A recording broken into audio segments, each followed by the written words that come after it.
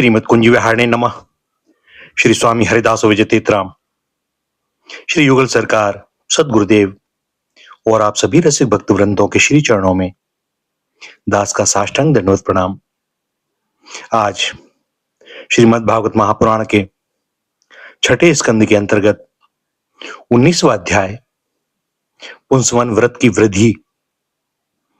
राजा परीक्षित ने पूछा, भगवान, आपने अभी अभी पुंसवन व्रत का वर्णन किया है और कहा है कि उससे विष्णु भगवान प्रसन्न हो जाते हैं, सो अब मैं उसकी विधि जानना चाहता हूं।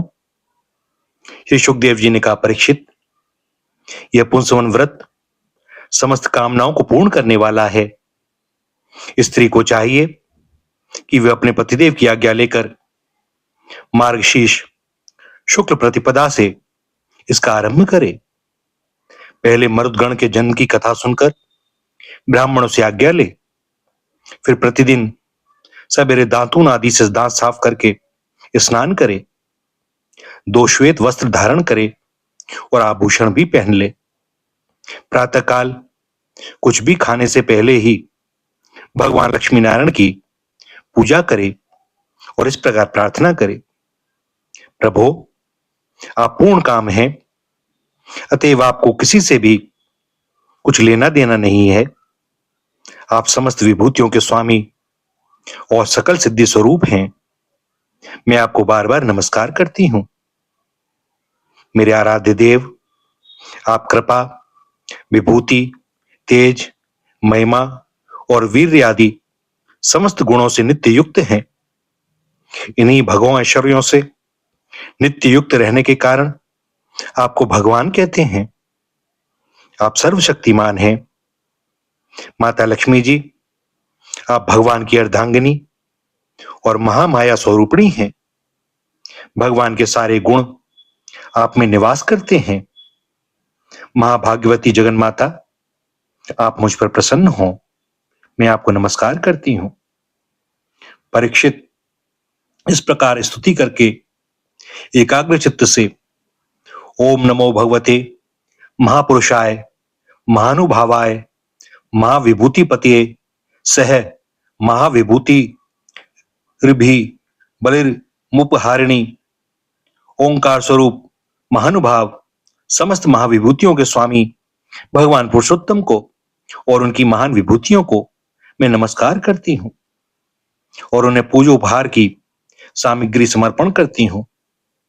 इस मंत्र के द्वारा प्रतिदिन स्थिर चित्त से विष्णु भगवान का आवाहन, अर्घ्य, पाद्य, आचमन, स्नान, वस्त्र, यज्ञोपवीत, आभूषण, गंध, पुष्प, धूप, दीप और नैवेद्य आदि निवेदन करके पूजन करे।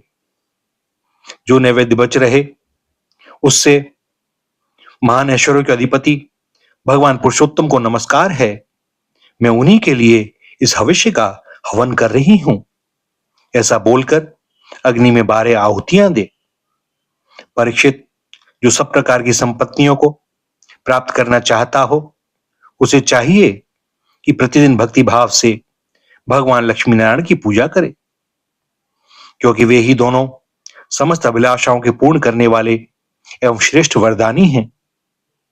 इसके बाद भक्ति भाव से भरकर बड़ी नम्रता से भगवान को साष्टांग दंडवत प्रणाम करे। 10 बार मंत्र का जप करे और फिर इस स्रोत का पाठ करे। हे लक्ष्मी नारायण, आप दोनों सर्वव्यापक और संपूर्ण चराचर जगत के अंतिम कारण हैं। आपका और कोई कारण नहीं है। भगवान, माता लक्ष्मी जी आपकी माया शक्ति हैं। ये ही स्वयं अव्यक्त प्रकृति भी हैं। इनका पार पाना अत्यंत कठिन है। प्रभु, आप ही इन माया के अधीश्वर हैं और आप ही स्वयं परम पुरुष हैं। आप समस्त यज्ञ हैं और ये हैं यज्ञ क्रिया। आप फल के भोक्ता हैं और ये हैं उसको उत्पन्न करने वाली क्रिया। माता लक्ष्मी जी तीनों गुणों की अभिव्यक्ति हैं और आप उन्हें व्यक्त करने वाले और उनके भोक्ता हैं। आप समस्त प्राणियों की आत्मा हैं और लक्ष्मी जी शरीर, इंद्रिय और अंतःकरण हैं। माता लक्ष्मी जी नाम एवं रूप हैं और आप नाम रूप दोनों के प्रकाशक तथा आधार हैं। प्रभु, आपकी कीर्ति पवित्र है। आप दोनों ही त्रिलोकी के वरदानी परमेश्वर हैं। अतः मेरी बड़ी बड़ी आशा अभिलाषाएं आपकी कृपा से पूर्ण हो। परीक्षित, इस प्रकार परम वरदानी भगवान लक्ष्मी नारायण की स्तुति करके वहां से नैवेद्य हटा दे और आचमन करा के पूजा करे। तदंतर भक्ति भाव से भरे हृदय से भगवान की स्तुति करे और यज्ञावेश को सूंघ कर फिर भगवान की पूजा करे। भगवान की पूजा के बाद अपने पति को साक्षात भगवान समझकर परम प्रेम से उनकी प्रिय वस्तुएं सेवा में उपस्थित करे। पति का भी यह कर्तव्य है कि वह आंतरिक प्रेम से अपनी पत्नी के प्रिय पदार्थ ला लाकर उसे दे और उसके छोटे बड़े सब प्रकार के काम करता रहे। परीक्षित, पति पत्नी से में एक भी कोई काम करता है तो उसका फल दोनों को होता है। इसलिए यदि पत्नी रजोधर्म आदि के समय यह व्रत करने के अयोग्य हो जाए तो बड़ी एकाग्रता और सावधानी से पति को ही इसका अनुष्ठान करना चाहिए। यह भगवान विष्णु का व्रत है। इसका नियम लेकर बीच में नहीं छोड़ना चाहिए। जो भी यह नियम ग्रहण करे वह प्रतिदिन माला, चंदन, नैवेद्य और आभूषण आदि से भक्ति पूर्वक ब्राह्मण और सुहागिन स्त्रियों का पूजन करे तथा भगवान विष्णु की भी पूजा करे। इसके बाद भगवान को उनके धाम में पधरा दे, विसर्जन कर दे। तदंतर आत्मशुद्धि और समस्त अभिलाषाओं की पूर्ति के लिए पहले से ही उन्हें निवेदित किया हुआ प्रसाद ग्रहण करे। साध्वी स्त्री इस विधि से 12 महीने तक पूरे साल भर इस व्रत का आचरण करके मार्गशीर्ष की अमावस्या को उद्यापन संबंधी उपवास और पूजन आदि करे। उस दिन प्रातःकाल ही स्नान करके पूर्ववत विष्णु भगवान का पूजन करे और उसका पति पाक यज्ञ की विधि से घृत मिश्रित खीर की अग्नि में 12 आहुति दे। इसके बाद जब ब्राह्मण प्रसन्न होकर उसे आशीर्वाद दें तो बड़े आदर से सर झुकाकर उन्हें स्वीकार करे। भक्ति भाव से माथा टेक कर उनके चरणों में प्रणाम करे और उनकी आज्ञा लेकर भोजन करे। पहले आचार्य को भोजन कराए, फिर मौन होकर भाई बंधुओं के साथ स्वयं भोजन करे। इसके बाद हवन से बची हुई घृत मिश्रित खीर अपनी पत्नी को दे। वह प्रसाद स्त्री को सत्पुत्र और सौभाग्य दान करने वाला होता है।